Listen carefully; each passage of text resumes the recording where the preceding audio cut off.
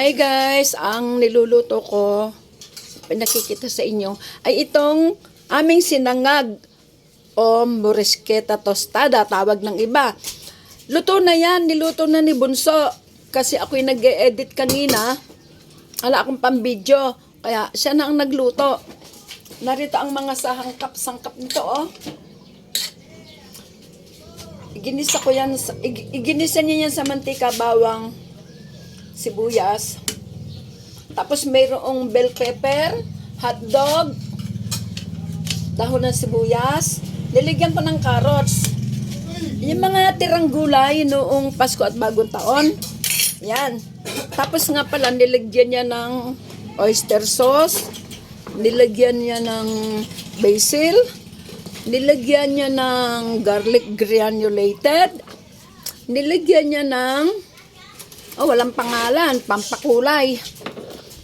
Alam ko, pampakulay. Nilagyan niya nitong lemon herb grinder. Nilagyan na ng magic sarap. Hindi po yan sponsored ng aking mga ipinakita sa inyo na product. Yan po ay mga dati na dito sa bahay. At ang huli kong ilalagay ito, yung pritong itlog. Yan. Luto na po yan, kaya hindi ko na po sinindihan uli. Kasi huling niluto ang itlog. Ganun po yun, guys. Ay, nagugutom na yung anak ko dito sa tabi ko.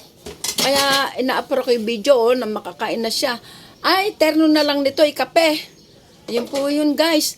Ayan na, oh. Sinangag. Pwede rin pantapat sa biryani. Yan ang version natin dito sa ating lugar. Yung biryani kasi alam ko sa ibang bansa yun nagmula. Lamig lang na kanin yan. Ang karaniwang ginagamit sa morisqueta tostada, nilutong kanin. Yung nagkakalag-kalag din, hindi tira. Ngunit yan ay kaning lamig lang po, guys.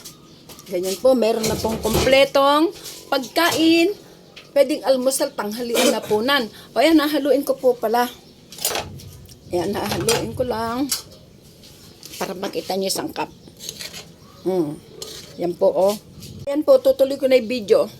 Mas maganda po dyan sa hog, longganisa nga or chorizo de Bilbao. Kaso kung ano na lang po yun nandito sa bahay.